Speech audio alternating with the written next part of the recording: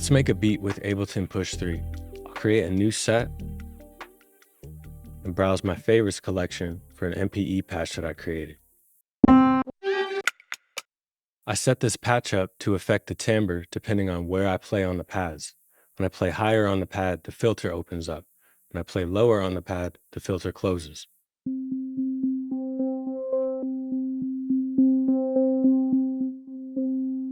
Let's play in a pattern and use capture to start off the beat.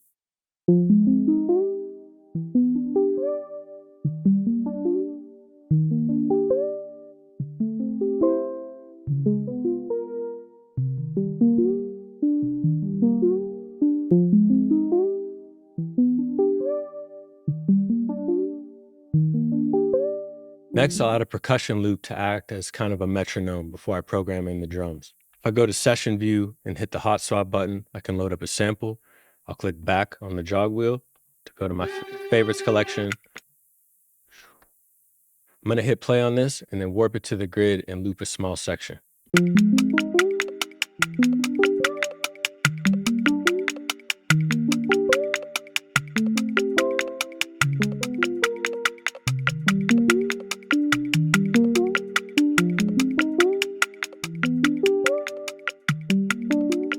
Next, let's play in some drums with an expressive patch that I created in Ableton Live.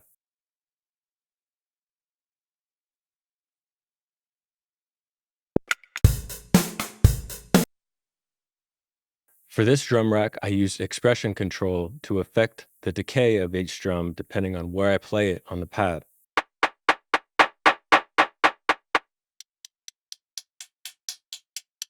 I also have some effects like a room reverb opening up slightly if I play higher on the pad. So let's hit record and play in a drum pattern.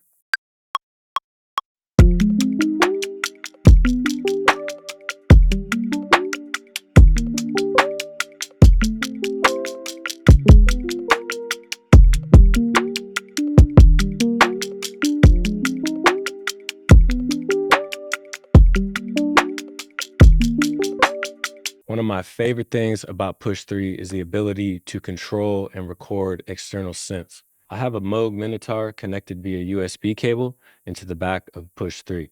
I also have the audio out connected to input 1 of Push 3. So let's add a MIDI track. I'll go to Collections, and I have External Instrument saved in my favorites collection. Because this is connected via USB cable, I see Moog Minotaur show up as an option.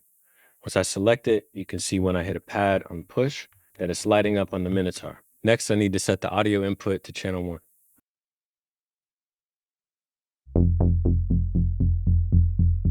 Before tracking in a bass pattern, I'm going to add an effects chain that I created inside of Ableton Live and transfer to push. So let's hit add, we'll go to device and collections, scroll all the way to the right and open this one called bass opener. So I'm going to widen the mid frequencies of the bass and add a little bit of saturation.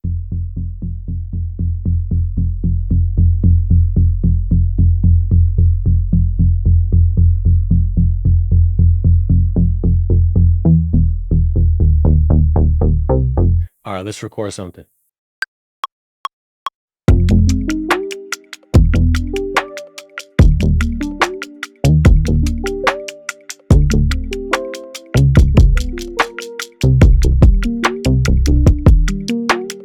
So at this point, everything is still being triggered via a MIDI clip. So what's really cool is I can freeze and flatten this into audio. So if I look at the clip, everything is still in MIDI. So if I hold shift, click on the external instrument, I now have the option to freeze. This is going to happen in real time because it's a physical synthesizer and it needs to allow it to play all the way through to record it. So let's freeze it.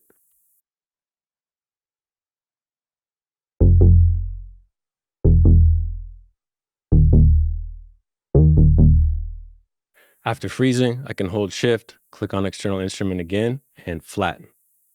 Now it shows up as an audio waveform. So I can unplug my synth and this audio is going to stay with it.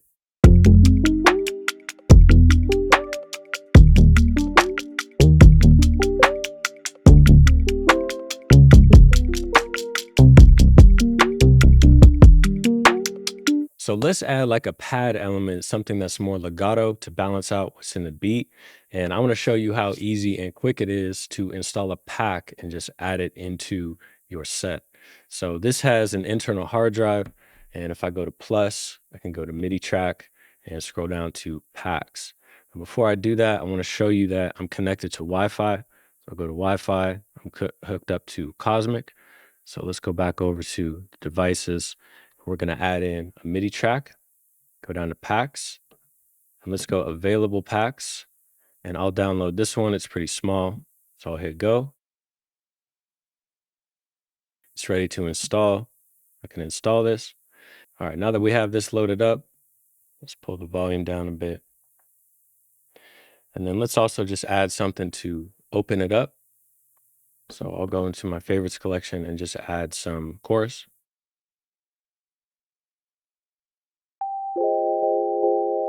All right, that sounds cool. So let's record something in.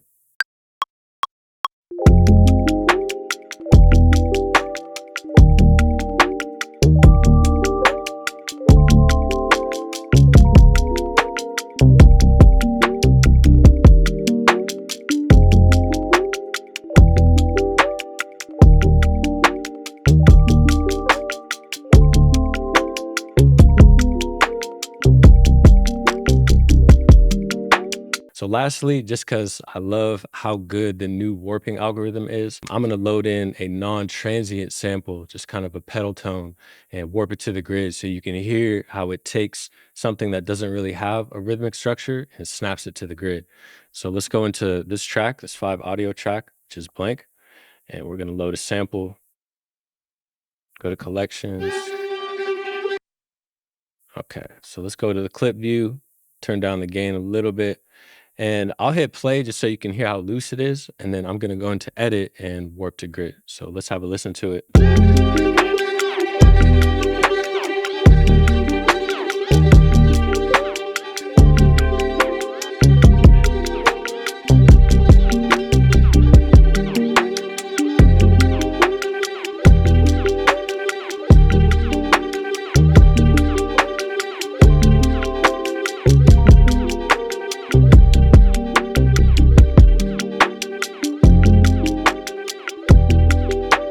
Now that I have all the core elements of my beat, I can do a quick arrangement in the session view.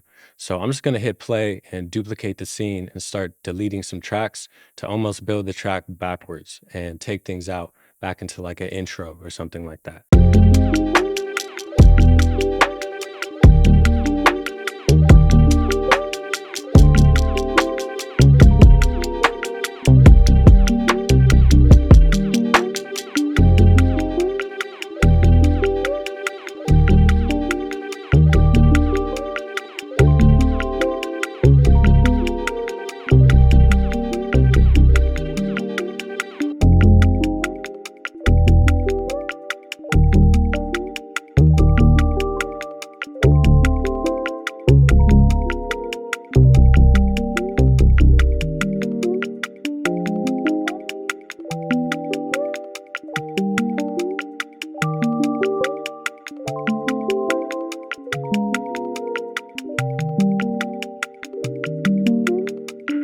Thank you for watching. I hope you enjoyed this. I hope you have some ideas of how you might want to use Push 3. And I'm really excited to see how people use this and what kind of music they make with it. I have been loving detaching completely from the computer.